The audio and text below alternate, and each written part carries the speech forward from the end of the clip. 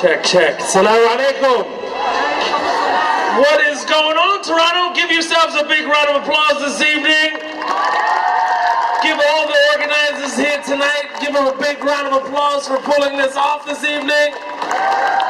This is amazing. We're in the middle of the square. We took over with some food trucks. It's incredible. My name is Mo. It's actually short for Muhammad. Surprise! Not really, right? It's the most popular name in the world. I've had 10 Uber drivers named Muhammad drop me off in the last week. It's not even a joke. And every time I get a notification that Muhammad's gonna pick me up, I make a stupid face 100% of the time. I'm like, hey, all right, Muhammad, all right? And then I start imagining that when he gets the notification that he's picking up a Muhammad, he's making the same stupid face as I am at the same exact time. He's like, all right, Muhammad, salam alaikum, brother, I'm coming to get ya! Right? And this one time, they go nuts if we spell our names the same. They absolutely go crazy. One guy pulled up, he was like, come on! M-O-H-A-M-M-E-D, yalla habibi, get in the car, habibi, get in the car, habibi. I was like, relax, Muhammad Kramer, relax. This is out of control. Muhammad is the most popular name in the world, but I can't get one keychain with my name on it anywhere. Not one person has shared a Coca-Cola with me in America with not my name on it. That's how racist Coca-Cola is. This is amazing. Hey guys, I just want to let you know, if you cross the border into America, you have unlimited data plans. Nobody? Everybody? No, I heard that there was no unlimited data plans on mobile phones. Is that right? Is that right? No? Okay, I guess the brother back there who told me that is just in a marriage where his wife controls everything. That's what's happening. You know, this is so beautiful. It's absolutely incredible. I am originally Palestinian. Any Palestinians here? All right, all 6 of us made it. You've been there in the barricades. That's kind of weird. Little humor. We gotta laugh this stuff off, man, because Trump is in power. What is going on? I'm embarrassed. I'm moving to Canada. No, I'm just kidding. I'm just kidding. I like my unlimited data plans. I'm just teasing. No, for real, Trump is in power, but people are not giving him credit for some things, honestly. He's slowing down time, which is a miracle, okay? Nobody can do that. Obama was in office 8 years, flew by. It's unbelievable, okay? Trump is in office. Every time you turn on the TV, it's like the first 100 days of the Trump administration. Next day, 101 days of the Trump administration. It's like we're all in a collective prison now, and we're just marking our walls. That's all we're doing. Hey, we got another 3 years and 8 months to go, Charlie. Maybe we'll get early parole. Who knows? Let's see what Comey says. Let's see what Comey says. You know, I mean, Trump has changed my life in the worst way possible. Obviously, and also his son changed my life, not on purpose. I got upgraded and I didn't know I was going to get upgraded, but I do know one thing. The lady who upgraded me is probably a Clinton supporter. 100%. She was like, oh, Eric Trump is on my flight for reals? Okay, okay. Oh, there's an empty seat next to Eric? Okay. Let me take a look at this upgrade list. See who's standing by patiently here. Oh, Mohammed Mustafa Ammer, upgrade! You know, that's probably what happened. I'm not 100% sure, but I'm like 99% sure. Because I've never been greeted with such enthusiasm prior to boarding an aircraft in a post 9/11 era flying out of New York. It's just never happened.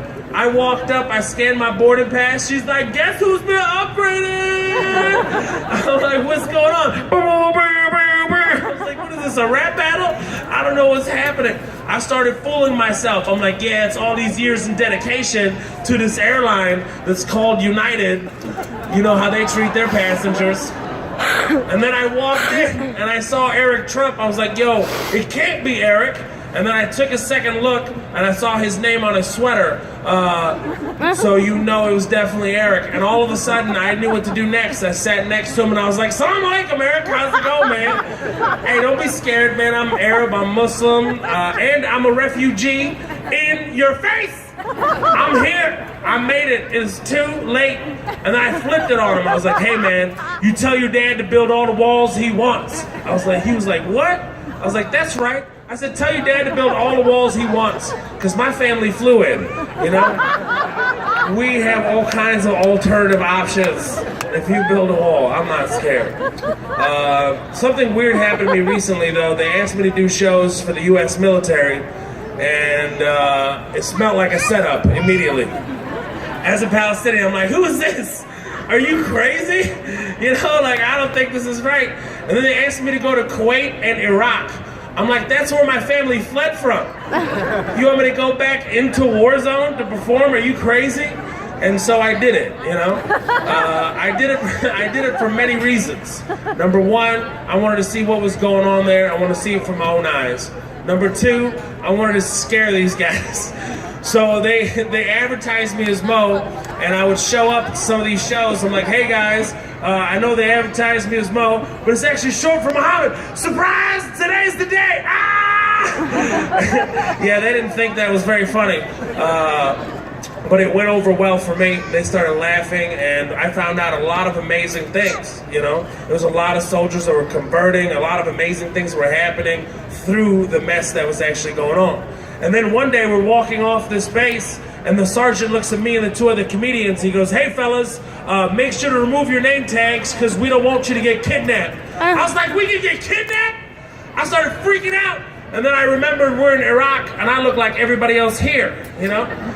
If anybody is gonna get kidnapped, it's these two very white comedians I'm working with. Because if some terrorists were to left field this and show up like, hey, it's the kidnapping! It's the kidnapping! Get in the car now! I'd be like, Habibi!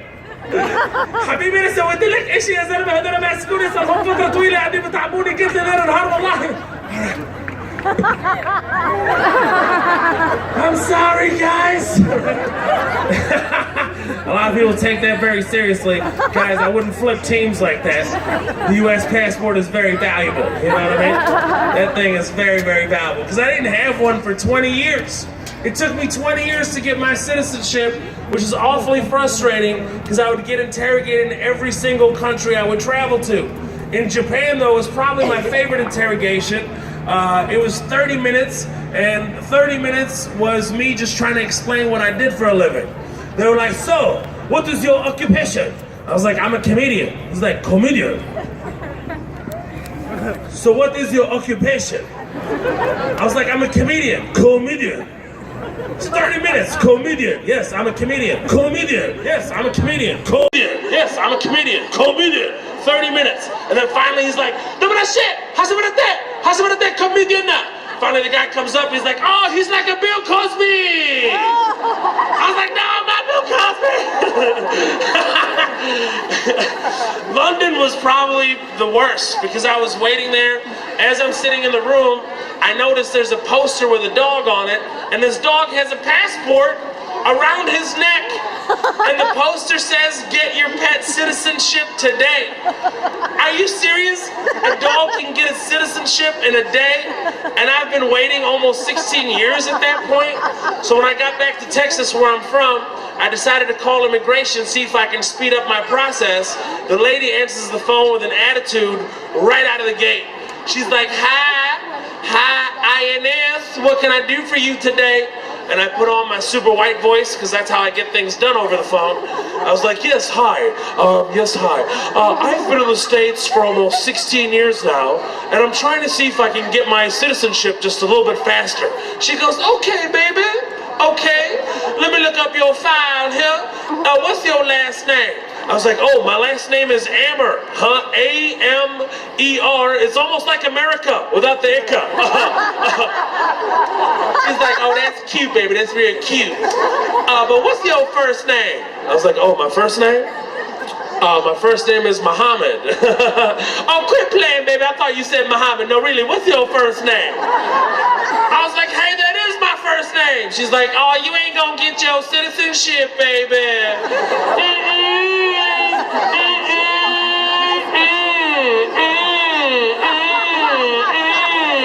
Please hold. I was like, what just happened to me? The lady puts me on hold, and the hold music was never gonna get it, never gonna get it. And I was like, really? And then she picked up the phone real quick and goes, woo, woo, woo, and hangs up on me. I was like, that is unnecessary. However, hilarious. How many Arabs here tonight? I'm just curious. A lot here, man. Man, Arabs have a lot of babies.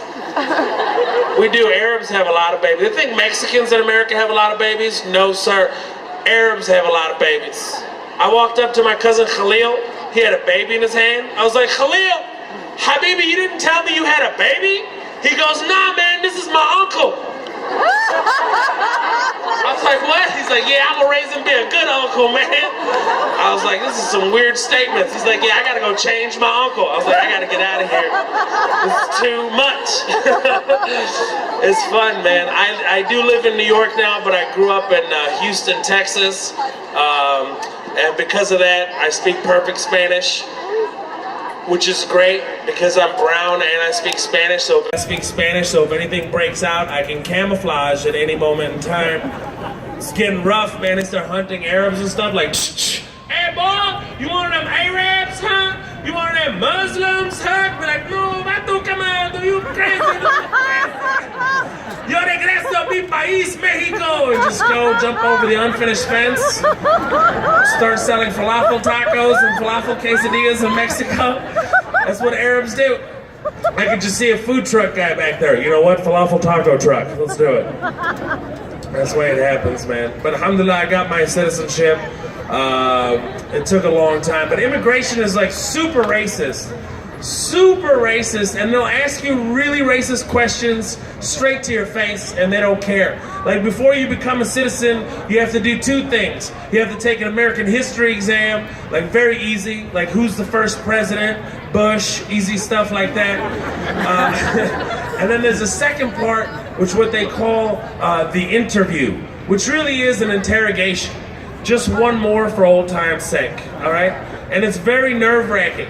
I'm sitting out there, I made friends with this guy named Javier. I'm like, hola Javier, ¿tú eres bien amigo? He's like, sí, estoy bien. Mira, esperando mucho tiempo aquí. Sí, 2 horas pasó, estoy muy nervioso. I was like, yo también. All of a sudden the door opens. Come on in. Me or Javier? You, sir, please, come on in. I'm still confused, man. I don't know who you're pointing at. You with the confused look on your face, please, come on in. It's me, Javier. Cuídate. Come on in, sit down. Okay? Please answer yes or no to the following questions. Okay? I mean, yes, no, whatever. First question. Have you, or most of you know, been involved with or given funds to from the time period 1933 to 1945 with the Nazi Party? I was like, what? Oh, you're just kidding. Man, you had me so nervous, I thought you were serious. Please answer yes or no. No, it's not involved with the Nazi Party at all. Whatever. I wasn't even born. I don't know what the hell you're doing. Next question.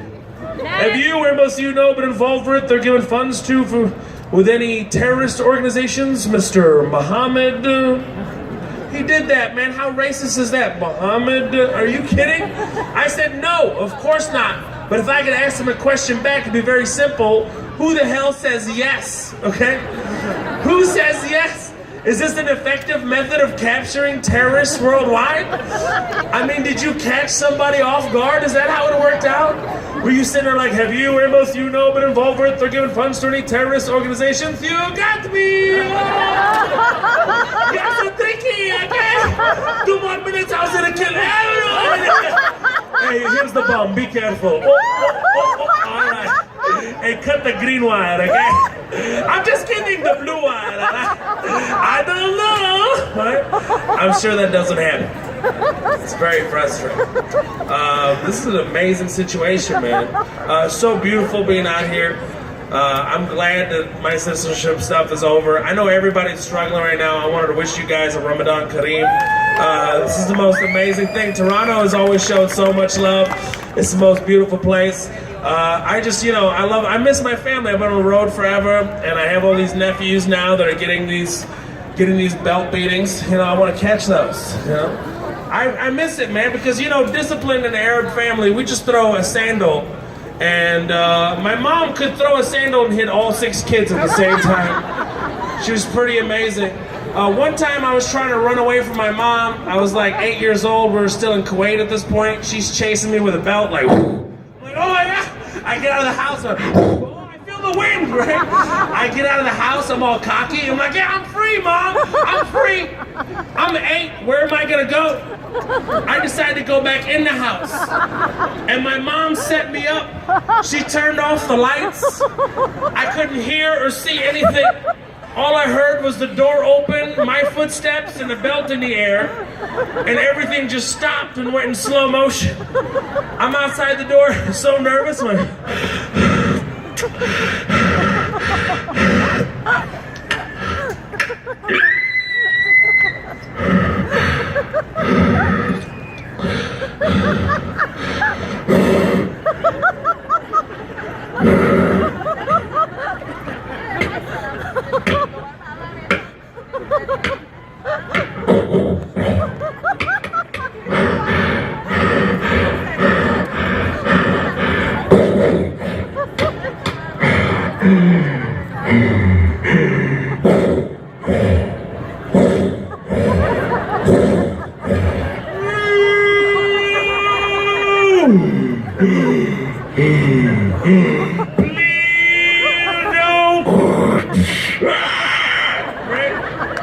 And that's when my brothers and sisters come out and start laughing at me, right?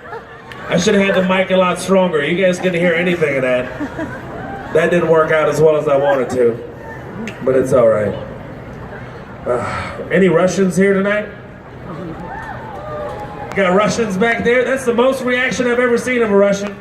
I have a friend of mine, I went to his 30th birthday party. He's Russian. I thought he'd be so happy. I walk in, he's like, hello, Mom, I'm very happy you came today to my birthday party. I was like, you don't look happy. No, this is my happy face. I'm very excited today for you to come to my birthday party. It's very exciting. I was like, no, you don't look very happy. No, I'm very happy, okay? Now I'm upset. I was like, you look like you have the same face. British people are the worst, though. I love them, but British people are the worst because they confuse me all the time. I was on tour in England, and I'm walking around because they end everything with a question mark. All their statements, they end them with a question mark.